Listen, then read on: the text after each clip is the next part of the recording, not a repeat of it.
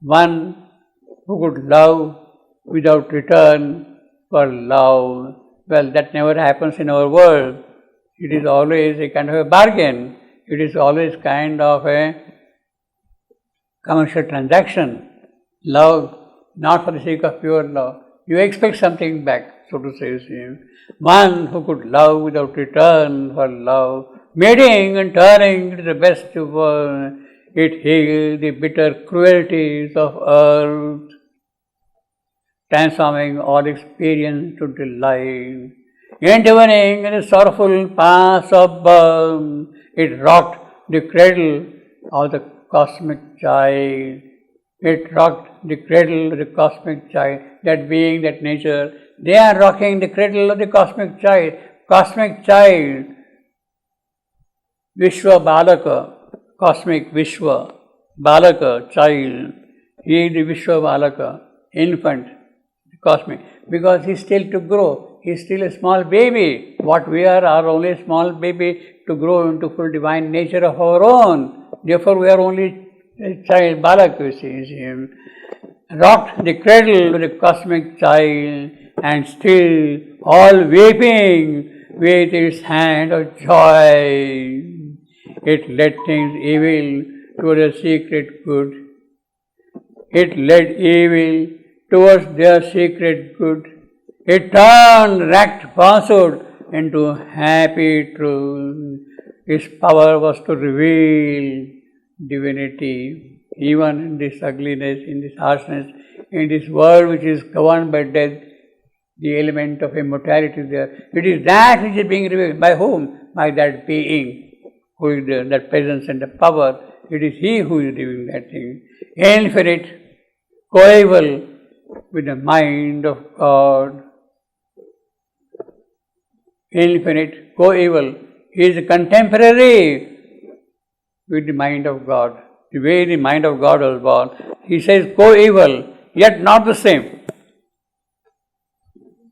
That being, that cosmic being, he is coeval with the mind of God. It bore within itself a seed, a flame, a seed from which the eternal is newborn. Nature being what he has described, from it, a seed from which the eternal is newborn. That is the whole purpose. The eternal is growing. A flame that cancels death in mortal things. That is the purpose of the death. That is the purpose of the flame, you see. Flame cancels death in mortal things. The immortal in the mortal takes the mortal towards deathlessness. The immortal takes mortal towards deathlessness. Infinite, coeval with the mind of God. So it thinks the way God himself thinks about matters.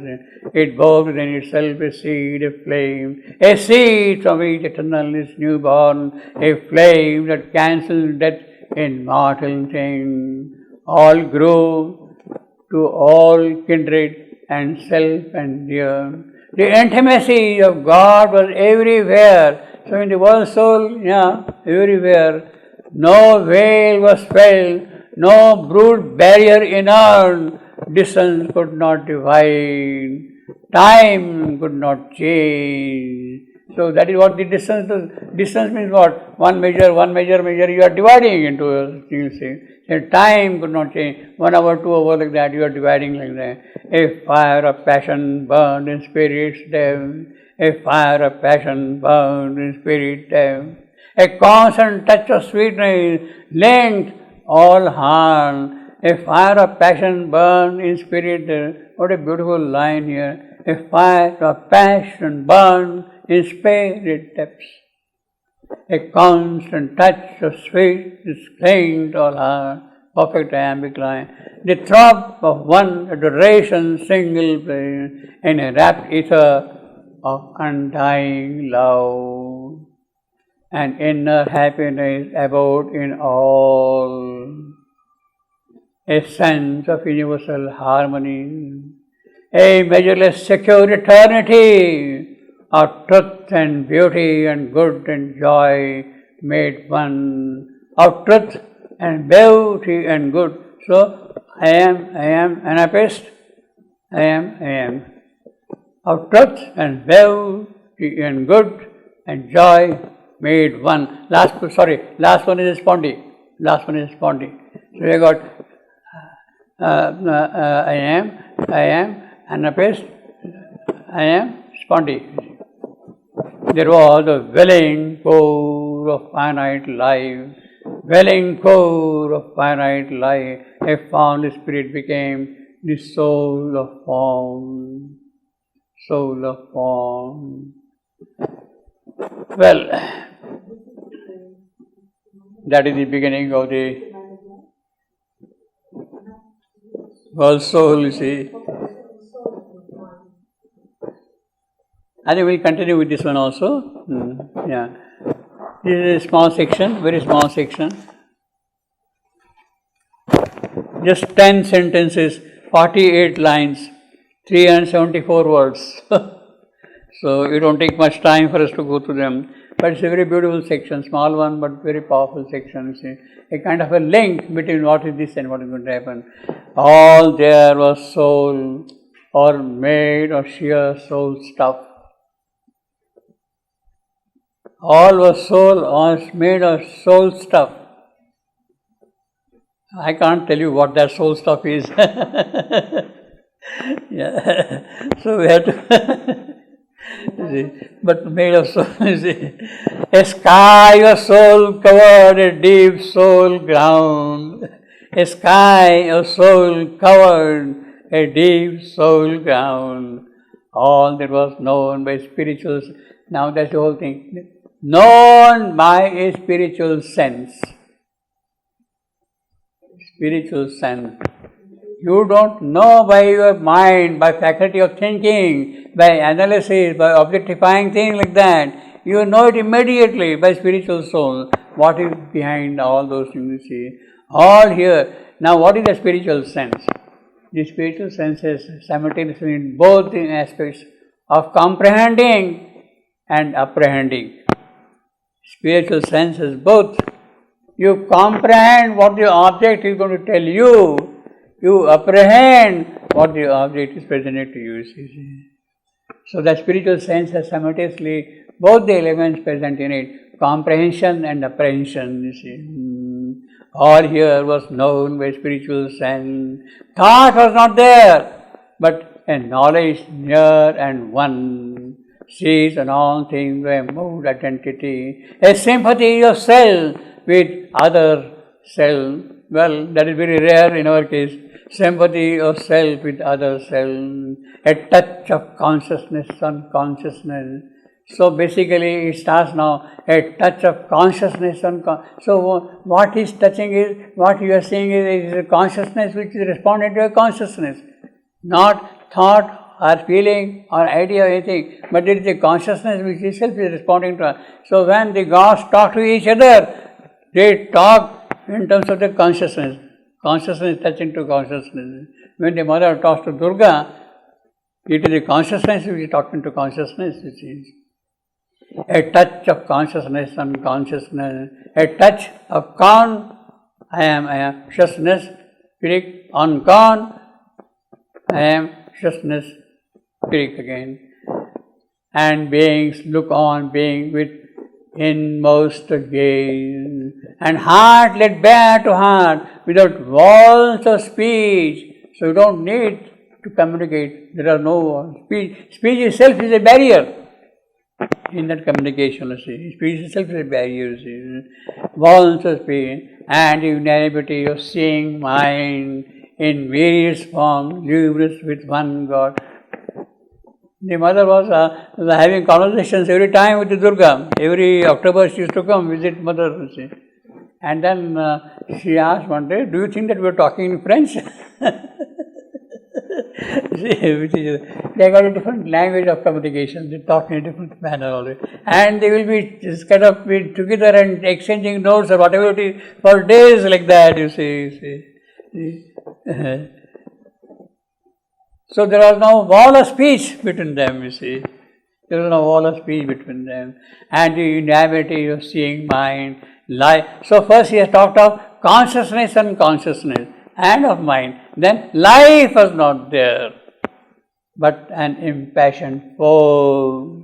So, the vibrancy, dynamism, the push, the thrill of existence, finer than fineness, deeper than the deep, felt the subtle and spiritual power, a quivering out from soul to answering soul, a mystic moment, a close influence, a free and happy and intense approach of being to being with no screen or check, without which life and love could never have been. So, first consciousness and consciousness, now life, finer than fineness, deeper than the deep, finer than the fineness. This is the echo of the Katha Upanishad, finer than fineness. It appears in Katha Upanishad. Let me read that thing from Katha. Finer than final, deeper than the deep. Anoraniya Mahato, Anoraniyana Mahato, Anoraniyan Mahato Mahiyan, Anoraniyan Mahato Mahiyan, finer than the fine. Anoraniyan, finer than the fine, huger than the huge, Mahato, Maha, huge, large, vast, Mahato Mahiyan, bigger than bigness, hugeness, finer than the fine, huger than the huge, smaller than the atom, smaller than the atom. In fact, the atom is too big for it, too large. In fact, even light, the photon, the particle of light, is very heavy for it. It is full of weight, It feels the weight on its fingers like the hand, Finer than the finer, deeper than the deep. So this is a complete echo of the Upanishadic phrase, finer than the finer. Body was not there. So he has talked now of consciousness, he has talked of life. Now coming to body, Life was not there. What does it mean? Life, it is a force, it is an action, it is a thing, it is a power which works by itself. Yeah, but in the end he said, without which life was not there, never have been. But an impassioned force. He says force is there. It is a force which is working. It's not life, as we understand. It's not the vital element of it. It is a kind of a consciousness force, life force which is working. So this is life. Life force which is working, you see. Force, but life force is a life also. See, it's like mind force is there, life force is there, so they work by themselves, you see. Okay, it's not vice, but still. Without the presence of mind, they work by itself, you see. But that's okay, life also can work by itself. No, the life was not there, does not mean the life in which we live, embodied life form like that, but there is a kind of a force of life power is there, which has its own form and it works. It works. A mystic moment, a close influence, without which life and love could never have been what we call life and love. Body was not there, life was not there, body was not there, because bodies were needed not. The form is there and that is enough. Bodies were needed not. The soul itself was its own deathless form and met at once the touch of other soul.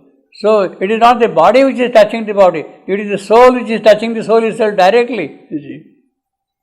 And met at once the touch of other soul, close, blissful, concrete, wonderfully true. So you see, you don't really need body, you don't really need mind, you don't really need life also. The mother said that at later stage, when she was focusing all her work on the physical alone, she said that I have returned back mind, I have returned back my life, you see, it is not there at all, not required. She has returned them back, so that only the pure response of the physical is pursued further. The physical response. There is no kind of grand. She says, mind and life have been grinding and grinding and grinding matter. She used the word grinding and grinding, breaking, piecing, turning, all kind of things. So they were kind of interfering with the working of matter itself. So the best thing is return them back. She sent them back. Mind and the vital, she sent them back. So directly, therefore, the mind, therefore directly the physical response to the higher spiritual power, without the interference of mind and life. Body was not there, he said, peaceful. As when one walks in sleep through luminous dream, so it is a somnambulist walk.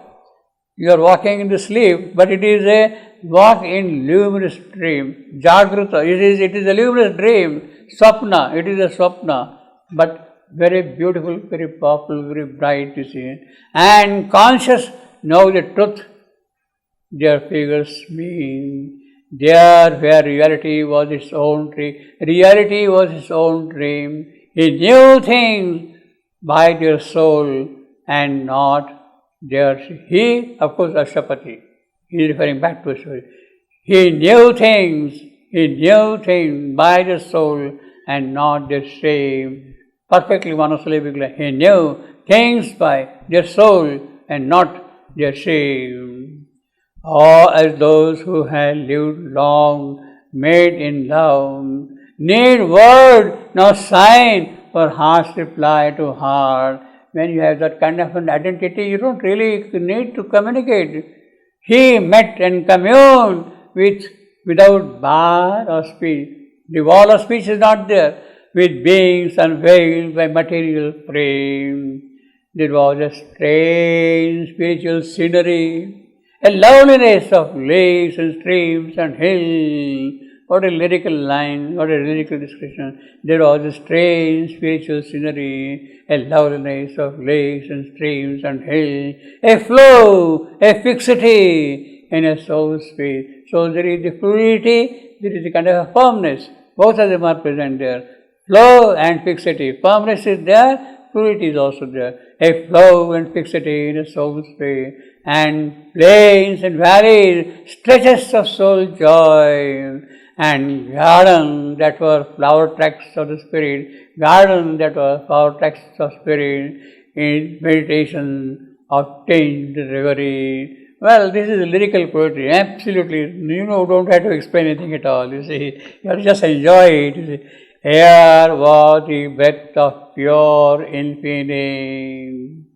That is the world soul experience. A fragrance wandered in colored haze. So this is what he feels now. What he sees is the fragrance, the variety of fragrance. Each flower is giving its own fragrance, as if the scent and hue of all sweet flowers had mingled to copy heaven's atmosphere.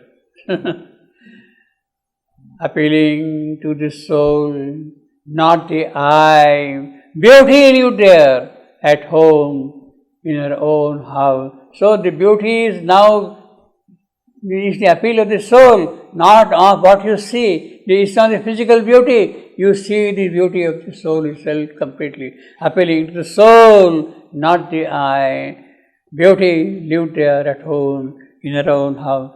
Beauty lived. So when Savitri is seeing Satyavan for the first time, what appeals to her is that soul of Satyavan. What Satyavan also sees in her is the soul of Savitri. It is the beauty of their soul which is kind of recognizing each other, appealing to the soul. So it is not the love at first sight, it is not love at first sight, it is the intimacy of the soul with the soul which is kind of identified here. Beauty lived there. All objects were like bodies of the God. Objects were like bodies of the God. So each object is a God himself present, you see. Whether it is a book, whether it is a shelf, whether it is a stone, a rock, or whatever you want to call it, tree, flower, each is a God. Each image of the tower is a God. That is why you have got an icon, you have got an image you have got a figure, all those things, they embody the Spirit of God Himself here. That is why you call it Murti. Murti means the full embodiment of the Divine Himself present in stone. A particular aspect of the Divine is kind of present in each stone, in each Murti, you see.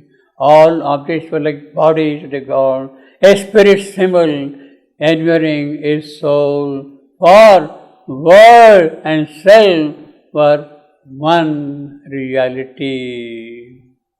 Because each object is now the deity itself. Each object in the world, each form, each person, each individual is a reality. But world and self were one reality.